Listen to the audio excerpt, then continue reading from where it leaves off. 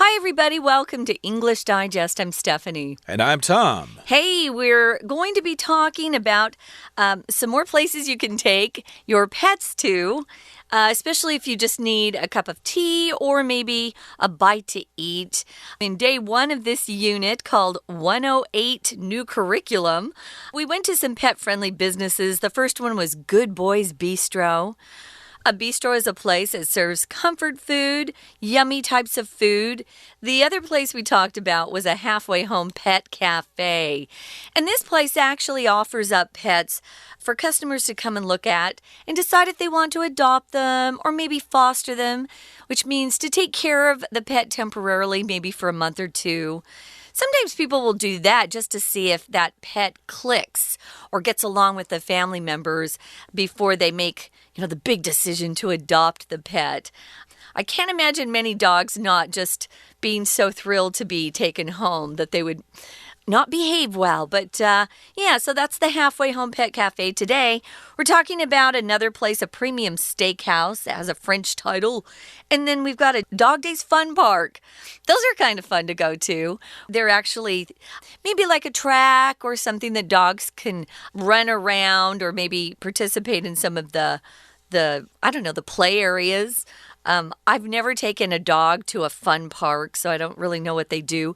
But if you live in a big city like Taipei or New York City, you kind of have to go to some of these dog parks so that your dog can get some exercise. Yeah, it would make sense. When I was a kid, of course, I grew up in a small town, so we often took the dogs for runs at the local state park. There were no people around. Yeah. Technically, it was illegal. You're supposed to keep your pets on a leash, but no one was around and no one was going to say anything, so we let them have the time of their life. But like you said, if you live in the city, that's a luxury you just don't have, and you probably need to go to some kind of dog fun park, which we'll talk about in just a second. So let's get going here. Let's talk about these two other establishments for pets.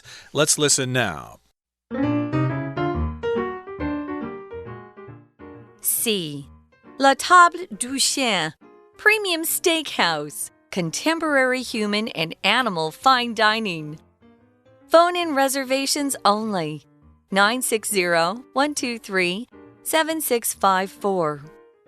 Enjoy a luxurious 4-course meal, including hors d'oeuvres, soup and salad, steak entree, and dessert.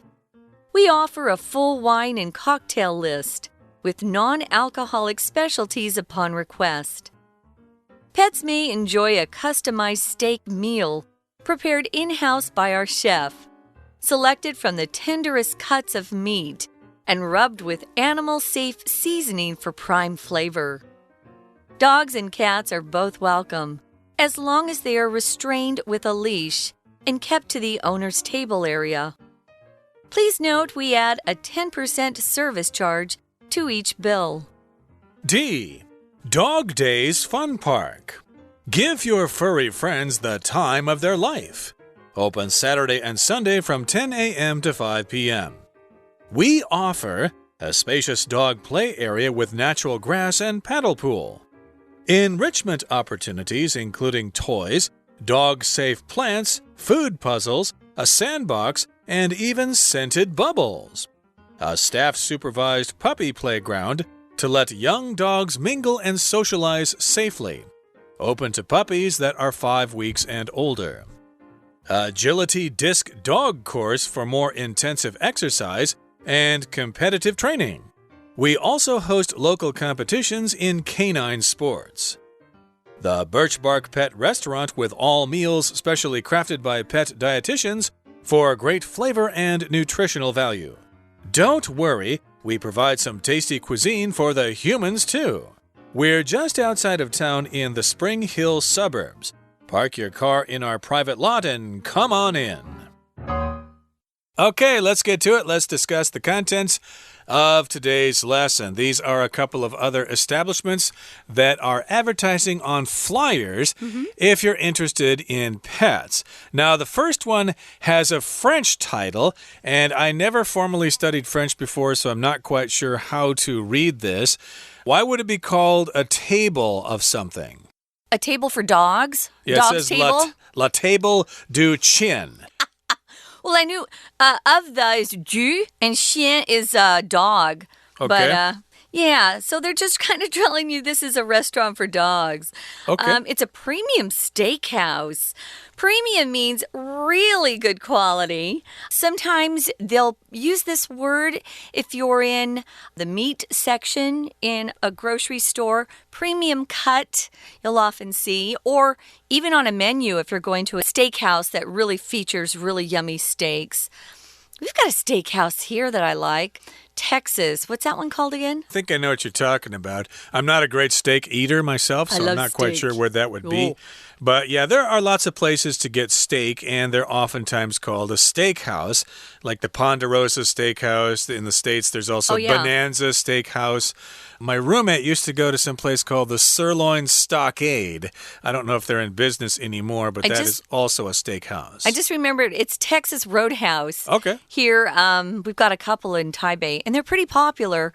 They've got lots of yummy food. Anyway, this is a premium steakhouse, but one that has a very different feature, you could say, and that's they let people's dogs come in, and they actually will cook a steak for the dog. Dogs love steak. So if you're cooking steaks at home and you've got them laid out, ready to go grill or put into the frying pan, be careful. If your dog's big, he'll jump up, grab it, and eat it. So it's contemporary, which means it's modern. It's in the same period of time that you're living in. You could also say they're contemporaries if you're talking about two people, meaning they're around the same age. They were born in the same generation. They are contemporaries. Here it means modern, contemporary, or modern human and animal fine dining. If you see those two words, guys, fine dining, you can expect to pay quite a bit for a meal at that type of restaurant. It's usually expensive, and sometimes it's so expensive, and they've got this famous chef, but when you get your dishes that you order, you'll discover they're very tiny. So if you really want to eat a lot, don't go to a fine dining restaurant. They don't give a lot of food, but it's expensive. Yeah, if you go to such a place and you have to go because of some kind of party or something or some kind of business meeting, be prepared to go to the night market afterwards for a bowl of yummy beef noodles. Or just grab a hamburger at McDonald's. Yeah, so that you can feel full. But I was going to say that when I see this word contemporary, I think of the Museum of Contemporary Art in Taipei, the Dangdai Yishuguan. So contemporary just means modern. And this is a modern restaurant for humans to eat as well as animals, but it's fine dining, so it might cost you a pretty penny, or it might cost you a lot of money. It does say here that it only offers phone-in reservations, and they give us some phone numbers here, or at least one phone number. So a reservation, of course, is when you make a reservation, when you reserve something and no one else can take your table, and you can't just drive out there and park and walk in and expect to be served. They'll ask you, do you have a reservation? Or what is your reservation? What name is it under? So yeah, you're going to have to call them first. Yeah, that's a good point there. When you make a reservation, at least in the States, they'll ask you, what name do you want to give us? So when you actually arrive at the restaurant and talk to the host or the hostess, they'll say, what's the reservation under? What name is it under? It's kind of weird we say under, but we do. So usually you just give, sometimes I didn't want to give my whole name or my full name in case there were people listening to the announcements. So, yeah, you don't even have to use your real name. Just remember what name you give them. And then they'll ask you how many are in your party. You're not going to have a party, with music, dancing, food. It just means your group. And that's the word we use for reservations. How many are in your party, sir? 5. So those are all important things to learn. So they've got, here is one of the bullet points, enjoy a luxurious 4-course meal, including hors d'oeuvres. Those are the appetizers. We'll refer to them as appetizers a lot of time. Hors d'oeuvre is kind of a weird-looking word because it's French. Sorry about that. So those are just appetizers. Soup and salad would be another one of the courses of your meal. And then your steak entree or your main dish is another course. And then dessert is the last course that they serve. And these are considered a luxurious meal, which means it's high class. It's something you're going to have to pay a lot for. Don't confuse that with the word luxury, though. That's a noun you could describe, say, your Bentley car as a luxury car. But this is luxurious. Lots of great food here. And you'll feel like you've been treated like a king. They also offer a full wine and cocktail list if you like to drink wine and have cocktails. And they also have some non-alcoholic specialties upon request. So there is such a thing as a cocktail that has no alcohol in it. Some people don't like alcohol in the drinks. That's fine. And these are specialties, which means it's a food that they prepare specially for you, and you probably can't get it anyplace else. So if you're going to a nice restaurant or a restaurant that's quite famous for their specialties, I would order those just to see what they're like. Usually they're quite good. You'll also hear another phrase, this is tonight's special, or this is the chef's special. It's the same meaning as specialty here. So, yeah, you can get lots of different kinds of drinks. If you have kids, you don't want them to have alcohol. So, if you order a special type of cocktail that doesn't have alcohol, it'll often have virgin in the name. Like, I want a virgin mojito or something. And they know that you don't want any alcohol if you order that sort of drink. So they've got lots of specialties. Now, pets may enjoy a customized steak meal prepared in-house by our chef. So you're guaranteed to know that that steak is actually cooked right there in that particular restaurant by their chef. And they offer very tender cuts of meat. Some types of meat, if you cook it, it's kind of tough. It's hard to chew through. And if it's really easy to chew, it's called tender. Ooh, this is a very tender cut of beef. Usually we don't refer to chicken or fish as being tender. It's typically just used for what? Beef, maybe lamb. They've got some really good cuts of beef, meaning that meat comes from different parts of the animal.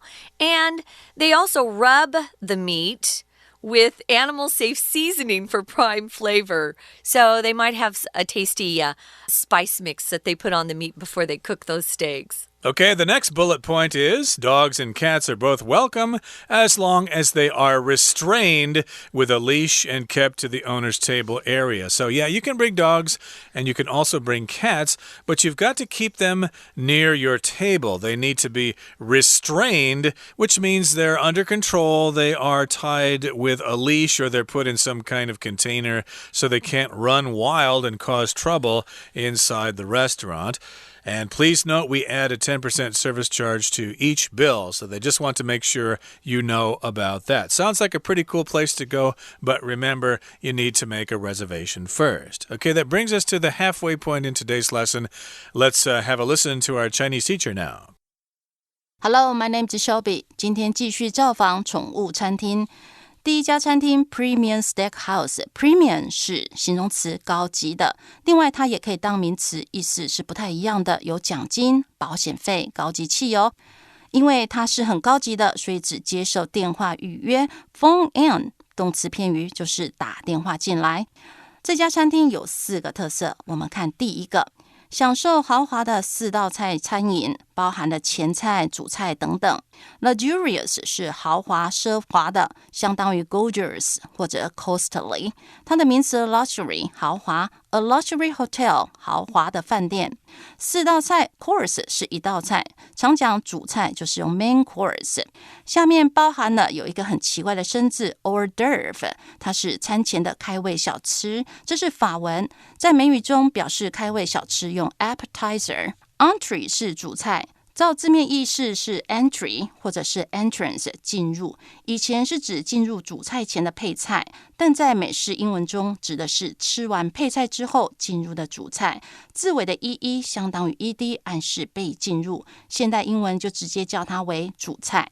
第二个特点，我们提供完整的酒单，也有非酒精的特调，根据要求 specialties 专业、专长或者特产。例如，那在这里当然就是指这家店的特调饮料。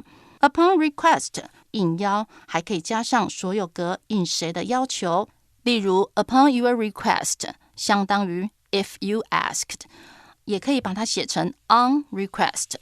第三个特点，宠物可以享受我们店内主厨特制的牛排。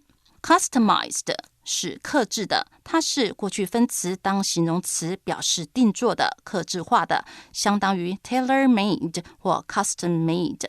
后面 in-house 不是指在房子里哦，它是在机构内部的或者机构内部进行的，例如说 in-house training 内部训练。后面说这些肉呢还会被搓揉一些动物安全的 seasoning。 season 是动词调味，后面加上 ing 当名词表示调味料。接着后面的 flavor 也是相同的，如果加上 ing就变成 flavoring 调味料的意思。它用前面 prime 来形容 prime 主要的、最好的、首要的。我们的行政院长 Prime Minister， 这里 prime flavor 就是最好的味道。第四个特点，狗狗、猫猫都很受欢迎，只要它们是 restrained with a leash。 restrained 动词阻止、限制， restrain oneself 就是克制自己，这里当作被动，表示是被约束的。然后要 keep to somewhere， 这里解释成遵照或不偏离。 keep to your promise 就是遵守你的承诺，而说 keep to the owner's table area 就是不要离开主人的桌子。We're going to take a quick break. Stay tuned. We'll be right back.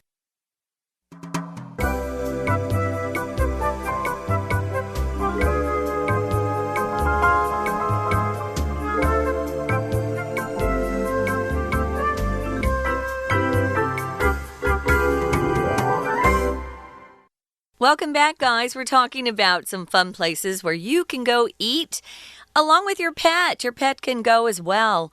We talked about a premium steakhouse, which is a fine dining establishment or restaurant where they'll actually cook customized steak meals for your dog. You can bring a cat as well, but you have to restrain them with a leash.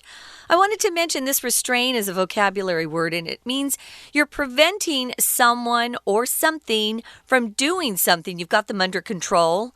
There are limits to what they can do. Sometimes if you're watching a crime show on TV or a movie where there are cops and they arrest a bad guy and he's fighting to, throw the cops off of him so he can run, they will restrain him. They'll hold him tight and maybe put on those handcuffs. He's restrained that way. So we've got another place here, Dog Days Fun Park. What's this place, Tom? Yeah, I guess it's not really a restaurant. It's just a place to take your pets to have some fun and run around. It says, give your furry friends the time of their life. Yes, indeed, if you have a really great time, if you have a lot of fun, we can say, hey, I've had the time of my life. It's something that I'm going to remember forever, and maybe the dogs and the cats will remember the fun time they had at this place as well. Although I guess it's only for dogs here, and it's open only on the weekends. Open Saturday and Sunday from 10 in the morning to 5 in the afternoon. Okay, so here's what they offer. First of all, they offer a spacious dog play area with natural grass, and it also has a paddle pool. So if it's spacious, of course, they've got lots of room to run around there. With natural grass, it's not artificial grass. Dogs love the real thing. And they've got a paddle pool, which I guess is a pool of water that they can go swimming in. And it's deep enough for them to swim in, but still shallow enough so that they don't get in trouble. Yeah, we had a little paddle pool for our dog in the backyard. He loved it in the summer because it was really hot in Arizona. But yeah, they love to jump in and just paddle around. Cats definitely won't do that, but the dogs will. I wanted to mention, if you run into these kind of parks, a term for them that most of them don't have, famous names like this, but they're just dog parks. And if you see dog park, it's a place where you can go and walk your pet. There will be other dogs there, and some dogs don't get along. So you definitely have to have a leash. Sometimes they'll start barking at another dog. It gets a little scary sometimes. But they're fun, especially if you live in a big city, you need a dog park because there's no backyard for your dog to run around in. So we've got a spacious place. Like Tom said, it's really big. They've got a paddle pool. They've got enrichment opportunities, including toys, dog-safe plants, food puzzles, a sandbox, and scented bubbles. It sounds fun. If you talk about something that enriches something else, it just makes it better. Here, there are enrichment opportunities, meaning it makes our dog park even more fun for your pet. Look at all the things he can do. Indeed. So perhaps you're from the countryside and you want to know more about music and the arts, so you might move to the city for cultural enrichment or cultural improvement so that you can study music and art and stuff like that. And here, I guess, they bring these dogs in so they can learn to become better pooches, better dogs, and they can be outstanding members of canine society. So there are lots of ways for them to improve themselves here, lots of enrichment opportunities. They've got toys there. Dogs love those toys. Also, plants that are dog safe. I'm not quite sure what they're going to do with those plants there, but they've also got some food puzzles for the dogs to figure out, to try to solve them, and I guess they get food as a reward. Of course, there is a sandbox where they can go in there and kick up the sand and have a really great time. And they also have scented bubbles. I wonder if that's similar to soap bubbles. I think so. That kids like to play with. You know, you blow bubbles, you know, and you watch them float through the air. But these are scented, which means they've got a special smell. I guess that trains the dog's sense of smell. I've seen dogs with those little bubbles. You know, the kids will have their little bubble liquid and they make bubbles blowing them in the air, and the dogs will chase after them. It's hilarious. I don't know what they think they are, but I think with the scented bubbles, they might chase even more. We've also got a staff-supervised puppy playground. Yeah, sometimes you need some help in case the dogs start fighting. Here, they're for puppies only. And if you supervise a place, it just means you've got somebody there who's observing, they're watching things, they're directing what's happening. It's kind of like someone's parent is over there watching the dogs. And it lets the young dogs mingle and socialize safely. People mingle as well. You just associate with people. You know, there's probably some small talk going on, mingle. Sometimes there are treats to eat too. But this particular puppy playground's open to puppies that are 5 weeks and older. What's the next thing, Tom? Well, they've got this course here. It's an agility or disc dog course, which I guess is a place where you can play frisbee with your dog. Cool. You throw the disc through the air and they catch it. So this gives them the opportunity for more intense exercise and also some competitive training. I think they've got those at various riverside parks in Taipei. I think there's one over in Yonghe next to the river there. It's a dog training course where it has various obstacles for the dog to jump over and stuff like that. I think there's also one near Bitan, if I'm not mistaken.